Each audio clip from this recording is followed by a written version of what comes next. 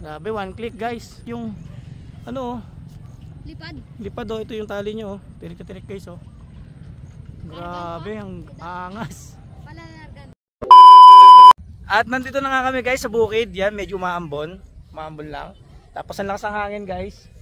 Yan, so ito-testing na namin ngayon habang malakas pa yung hangin. Habang malakas yung hangin kahit naambon. Yan. So assembly na namin to, tapos papaliparin na namin para maano na rin, mai-ship na rin kay sir. Yan, sa taga-Taguig yan, papalalamove na lang namin. Yan, so assembly muna namin guys. Mabilisan lang to kasi medyo maambon. Yan, sobrang lakas ng hangin kaya goods na goods tong araw na to. Yan. Guys, test fly na namin. Yan, picture muna kami sa Saranggola. Tapos sa amin ako na magtatali dito naman to. Tali namin to guys. Ikaw na maghagis. Hindi kayo na. Kala ko baka may mag-ila. So ito na, Saranggola natin. Yan, so ako na ano nito guys. Yan. Hagis ko siya guys. Para ma-test fly na kung anong klaseng lipad ba meron to. Medyo lumalakas na yung ambon guys. Yan.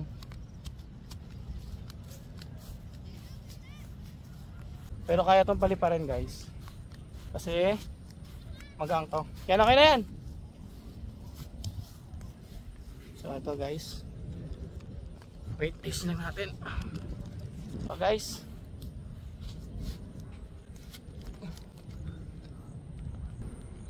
Lipad niya.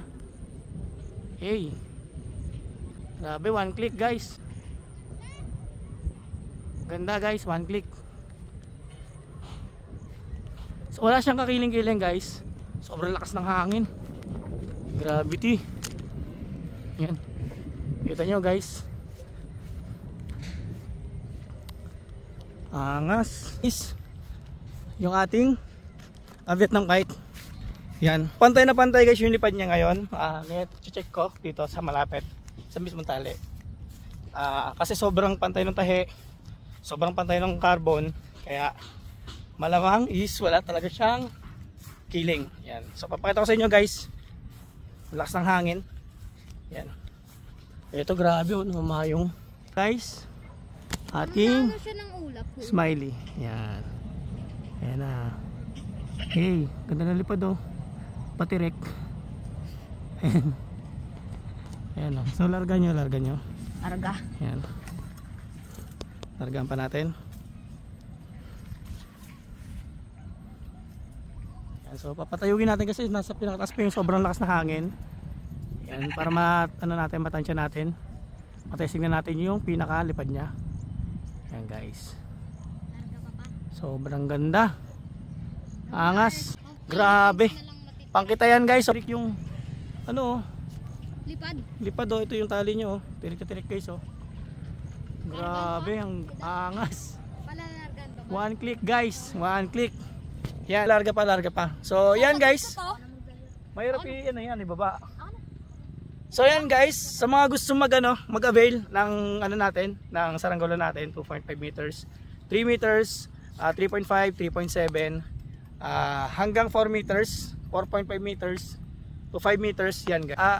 Unahan ko na kayo guys kasi ang Vietnam kite ay hindi siya budget friendly guys. Hindi siya budget meal. Ano talaga siya guys, pricey talaga siya ang Vietnam kite. Kasi sa tela pa lang, sa materials guys, alam niyo naman kung gaano kamahal yung mga materials natin na ginagamit. Yan, hindi kasi siya yung basta tela lang guys. Meron naman ako mga available na Vietnam kite na at printed shirt lang. Yan, yun yung mga mura guys, PM nyo lang ako. So nasa mga 3.7 plus lang yun guys. PM nyo lang ako kung kailangan nyo. So mga yung pwede sa pambata at pwede sa mga pang araw-araw na pampapalipad guys. So quality din yung guys. Ito naman kasi guys is siya guys, kaya kahit sobrang lakas ng ulan is pwede. Grabe guys, so tirik na tirik oh, napakataas. Ang ganda. Yan, so one click guys. For sure PM ko na dito si sir. Yan, sa taga-Taguig. Hindi ko siya pwedeng i-mention dito sa pangalan niya. Yan, kasi nga medyo secret yung pagbili niya kasi baka may magalit. Yan. Kaya ang gagawin natin diyan guys is i-ship natin sa kanya. Pero siguro sa ibang tao niya ipapa-ship o magpi-pick up. Yan. So, yun na nga guys, i-ano na namin to. Ay papadala na namin mamaya. Yan. So, sila lagi yung kasama ko, pati si Ferds. So, wala si Ferds. Siguro nagba-basketball yun. Hindi. Hindi ba? Hindi pa nauwi si Ferds. So yan guys, grabe oh. Parang pinako siya guys. Napakaangas ng lipad. So kahit umulan yan guys, kahit sobrang lakas ng ulan, basta may hangin. Yan guys, na kaya siyang paliparin. Lilipad yan guys, hindi siya babagsak. Yan. Nasipol na. Grabe guys, so pakinggan nyo. Ayun, nawala. Yan. So kaibahan sa sa mga ripstop na gawa na Vietnam kite na kahit sobrang lakas ng ulan, kahit malabagyuhan, sobrang hapit na hapit yung ulan, basta may hangin, lilipad yan guys. Yan. So yun yung kaibahan talaga sa mga sa mga tatanong kung bakit sobrang mahal. O hindi naman sobrang mahal, so kung bakit medyo pricey. Kasi sa materials guys, sa tela, mahal na talaga yon. Sa carbon, alam niyo naman guys, sa carbon, kahit sa mga materials na carbon, is mahal talaga yung carbon. Yan, so gawa talaga sa carbon, gawa sa tela na high quality na tela. So shoutout kay Pam Van Puwong sa tumatahi sa atin ng mga Vietnam kite no, shoutout. At shoutout sa tropa natin na si Kalitar. Yan, so si Kalitar dapat guys is dadayo sa amin nung nakaraang buwan yata yon. So hindi na tuloy kasi nga nagkasakit yung baby niya. Yan. So anong nangyari? Hindi na siya natuloy kasi nga nag-uulan na rin guys, kasi nung mga nakaraang buwan is medyo okay pa. And so ngayon is nag-uulan na. Siguro pag medyo maganda-ganda na yung panahon, dadayo sa atin si Kalitar. So abangan nyo guys sa aming vlog pag dumayo si Kalitar. Yan.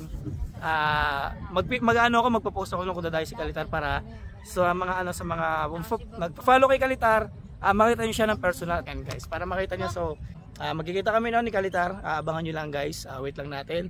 At iba mga saranggolista. Shoutout sa KMP.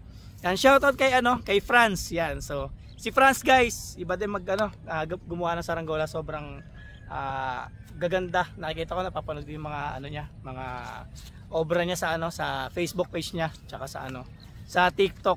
Yan, especially yung mga lawin niya guys, grabe, ang gaganda. Kaya follow niyo sila guys. Alam ko na naka-follow na kayo kung mahilig kayo sa saranggola, kasi sila yung magagaling na saranggolista dito sa atin.